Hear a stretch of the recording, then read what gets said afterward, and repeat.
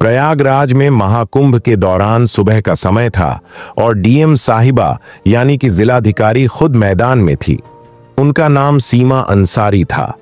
अपने काम के प्रति ईमानदारी और सख्ती के लिए वह जानी जाती थी।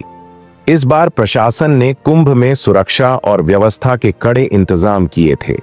सीमा साहिबा को इस बात की जिम्मेदारी दी गई थी कि पूरा आयोजन शांति और सुव्यवस्थित ढंग से संपन्न हो। सीमा साहिबा को आमतौर पर सूट या साड़ी में देखा जाता था, लेकिन इस बार उन्होंने अपने धर्म और संस्कृति को ध्यान में रखते हुए हिजाब पहन रखा था। वैसे तो वह इसे निजी समारोहों में पहनती थी, लेकिन आज का दिन खास था। वह गंगा घाट पर निरीक्षण के लिए आई थी और हिजाब के साथ हल्के रंग का कुर्ता पहना हुआ था। घाट पर तैनात पुलिस वाले हर व्यक्ति की गतिविधियों पर नजर रख रहे थे। विशेष रूप से संदिग्ध व्यक्तियों की जांच हो रही थी। सीमा साहिबा भीड़ में चुपचाप निरीक्षण कर रही थी। उन्होंने अपनी गाड़ी और सुरक्षा दल को घाट के बाहर छोड़ दिया था ताकि वह आम लोगों के बीच जाकर माहौल का जायजा ले सके। जैसे ही वह घाट की ओर बढ़ी, कुछ पुलिसकर्मियों की नजर उन पर पड़ी। एक कांस्टेबल ने अपने सीनियर से कहा, सर, वह महिला संदिग्ध लग रही है। देखो, वह अकेली घूम रही है और उसके कपड़े भी थोड़े अलग लग रहे हैं। सीनियर इंस्पेक्टर ने दूर से देखा और हामी भरते हुए कहा, ठीक है, उसे रोककर पूछताछ करो। किसी भी अनजान व्यक्ति को ऐसे नहीं छोड़ सकते। सीमा साहिबा इस बात से अनजान थी कि पुलिस वाले उन्हें संदिग्ध समझ रहे हैं। जब वह घाट के पास रुकी और एक छोटे बच्चे से गंगा जल के बारे में बात करने लगी, तभी दो पुलिसकर्मी उनके पास आ गए। मैडम, आपको यहां क्या करना है? सीमा ने शांत स्वर में कहा। बस ऐसे ही दर्शन करने आई हूं और व्यवस्थाओं को देख रही हूं। पुलिसकर्मी उनकी बातों को नजरअंदाज करते हुए बोले। आपका आईडी कार्ड दिखाइए। सीमा ने मुस्कुराते हुए जवाब दिया, आईडी कार्ड तो मेरे पास है, लेकिन आप यह क्यों पूछ रहे हैं? यह सुनकर पुलिसकर्मी थोड़ा सख्त हो गए। आप आईडी नहीं दिखाएंगी तो हमें आपसे पूछताछ करनी पड़ेगी।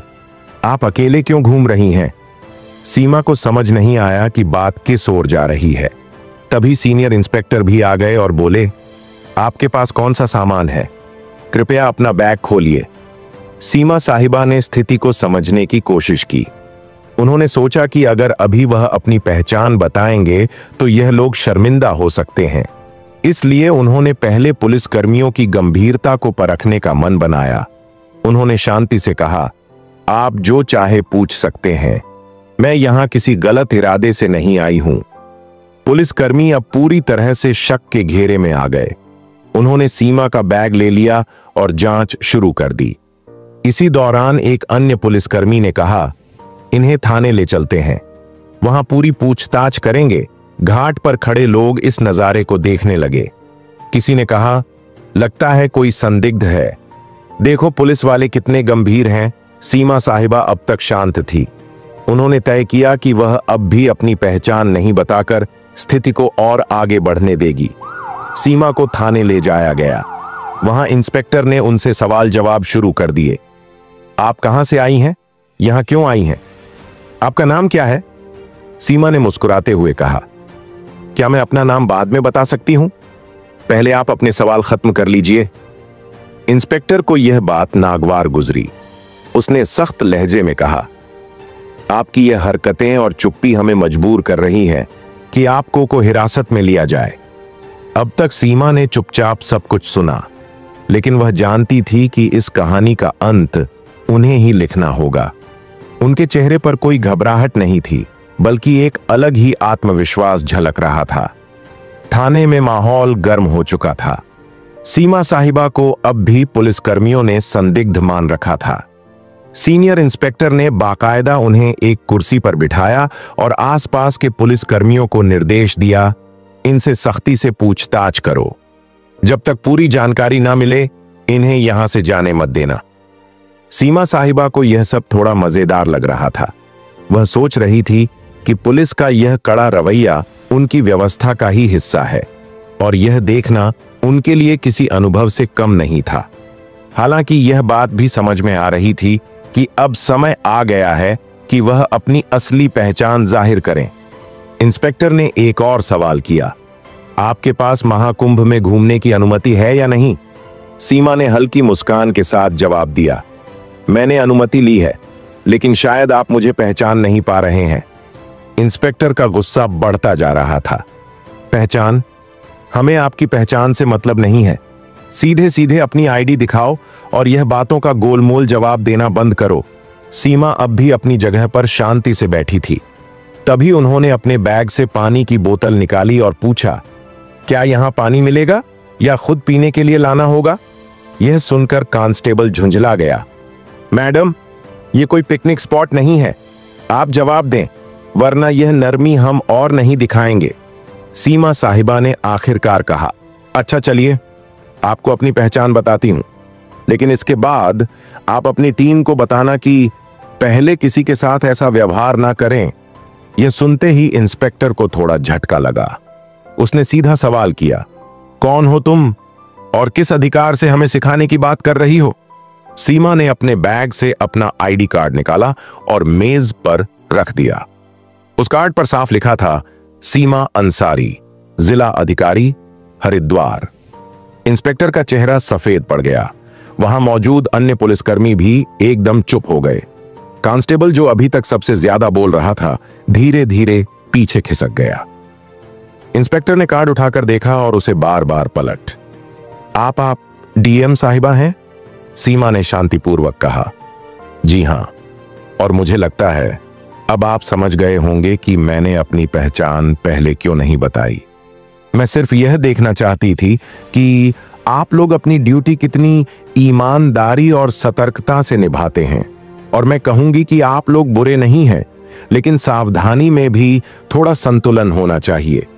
इंस्पेक्टर ने तुरंत खड़े होकर माफी मांगते हुए कहा, मैडम, हमें बिल्कुल अंदाजा नहीं था कि आप ही हमारी डीएम साहिबा हैं। आपकी वेशभूषा और अकेले घूमने का तरीका थोड़ा असामान्य लगा, इसलिए हमने आपको रोका, लेकिन हमारा मकसद केवल सुरक्षा था। सीमा ने जवाब दिया, मुझे पता है, आप सभी अपनी ड्यूटी कर रहे थे और मैं खुश हूं कि आप चौकन्ने हैं, लेकिन ध्यान रखें कि अगर कोई महिला या आम नागरिक आए तो उनकी बातों को भी ध्यान से सुने। हिजाब या किसी के कपड़ों के आधार पर अंदाजा लगाना हमेशा सही नहीं होता। इंस्पेक्टर ने तुरंत थाने के स्टाफ को निर्देश दिया, साहिबा के लिए चाय पानी लाओ और तुरंत उनकी गाड़ी मंगवा। सीमा ने मुस्कुराते हुए कहा, नहीं, इसकी जरूरत नहीं।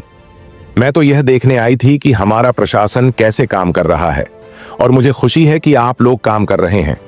लेकिन याद रखें, हर बार शक की बिनाह पर किसी को आतंकवादी या अपराधी मान लेना उचित नहीं। यह बात सुनकर इंस्पेक्टर ने सिर झुका लिया। आपकी बात सही है मैडम, हमें इस पर काम करना होगा। सीमा ने हंसते हुए कहा, काम तो ठीक है, लेकिन अब मुझे मेरे काम पर वापस जाने दीजिए और अगली बार किसी से बात करने से पहले उसकी बात को ध्यान से सुनने की आदत डालिए। थाने से बाहर आते समय कुछ पुलिसकर्मी और कर्मचारी उनके साथ घाट तक गए। वहां मौजूद लोग अब भी उन्हें देख रहे थे। कुछ लोग कानाफूसी कर रहे थे कि यह वही महिला है जिसे पुलिस ने पकड़ा था। सीमा ने गाड़ी में बैठने से पहले पलटकर देखा और पुलिसकर्मियों से कहा, आप लोग अच्छा काम कर रहे हैं, लेकिन एक जिम्मेदार नागरिक से बात करते समय अपनी मानवता को भी बनाए रखें।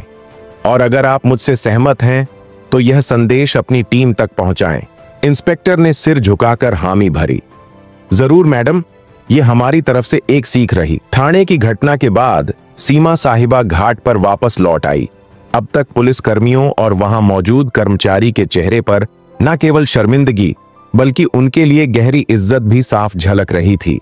हालांकि सीमा ने इस घटना को ज्यादा तूल नहीं दिया और अपने काम पर ध्यान केंद्रित किया। घाट पर लोग अब भी उन्हें देख रहे थे। कुछ ने पहचान लिया था कि वे डीएम साहिबा हैं, तो कुछ अब भी यह सोच रहे थे कि यह महिला कौन थी जिसे पुलिस ने पकड़ा था। सीमा ने भीड़ की परवाह किए बिना घाट पर मौजूद व्यवस्थाओं का जायजा लेना शुरू कर दिया। दोपहर तक यह घटना पूरे पुलिस महकमे में फैल चुकी थी। जिले के एसपी तक बात पहुंची और उन्होंने तुरंत थाने के इंस्पेक्टर को फोन किया। इंस्पेक्टर साहब, ये क्या सुन रहा हूं, आप लोग डीएम मैडम को संदिग्ध समझकर पकड़ लें। इंस्पेक्टर ने हिचकिचाते हुए जवाब दिया, सर गलती हो गई, उनकी वेशभूषा और व्यवहार की वजह से शक हुआ, लेकिन मैडम ने हमें समझाया और हमें अपनी गलती का एहसास कराया। एसपी ने कड़े लहजे में कहा, सावधान ठीक है, लेकिन अगली बार ऐसा कुछ हुआ तो इसका अंजाम भुगतने के लिए तैयार रहना। अब तुरंत अपने स्टाफ को इस मामले पर संवेदनशीलता से काम करने की ट्रेनिंग दो। इंस्पेक्टर ने हामी भरी और ठान लिया कि अब से वह और उनकी टीम हर संदिग्ध को इंसानियत के साथ ट्रीट करेंगे। इस घटना के कुछ दिनों बाद सीमा साहिबा ने प्रशासनिक कर्मचारी और पुलिस बल के लिए एक छोटी बैठक बुलाई। इसमें उन्होंने सीधे शब्दों में कहा, मुझे आप सब पर गर्व है कि आप लोग कुंभ जैसे बड़े आयोजन को संभाल रहे हैं, लेकिन मैं आपसे एक बात कहना चाहती हूं। कानून के पालन के साथ साथ हमें अपनी मानवता भी बनाए रखनी होगी। हर व्यक्ति पर शक करना जरूरी नहीं है। जो लोग अलग दिखते हैं वे गलत नहीं होते। उनका सम्मान करें, उनकी बात सुने।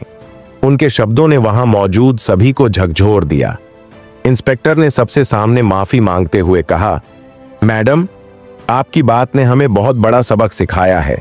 हम वादा करते हैं कि आगे से ऐसा कोई मामला नहीं होगा जहां किसी को बिना वजह परेशान किया जाए। यह घटना मीडिया तक भी पहुंच गई। हालांकि सीमा ने इसे सार्वजनिक रूप से उजागर करने से मना कर दिया। उन्होंने कहा, यह घटना व्यक्तिगत है। तो दोस्तों, आपको यह वीडियो कैसा लगा? कमेंट कर